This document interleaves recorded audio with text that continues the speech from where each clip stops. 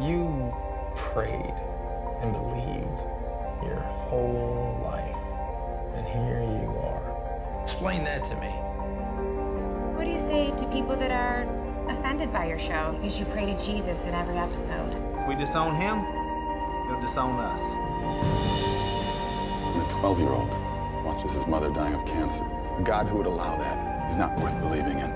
Life is really a tale told by an idiot, full of sound and fury and signifying nothing.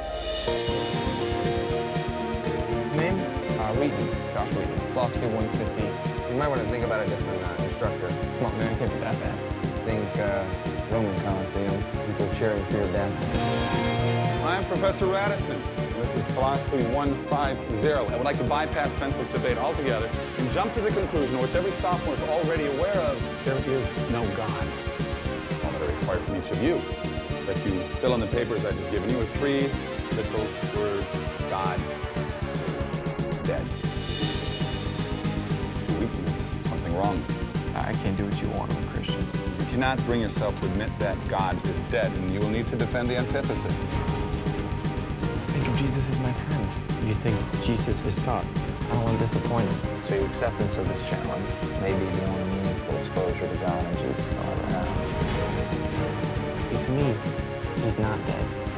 I don't want anyone to get talked out of believing in him just because his professor thinks they should. Mr. Wheaton, are you ready? We're going to put God on trial. You think you're smarter than me?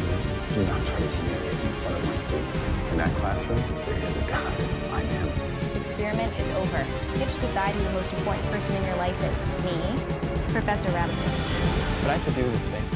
Like it's something that God wants me to do. I can't just turn away from it. You just want to ensnare them in your primitive superstition. What I want is for them to make their own choice. That's what God wants. You have no idea how much I'm going to enjoy failing you. Yeah, but who are you really looking to fail? Me or God?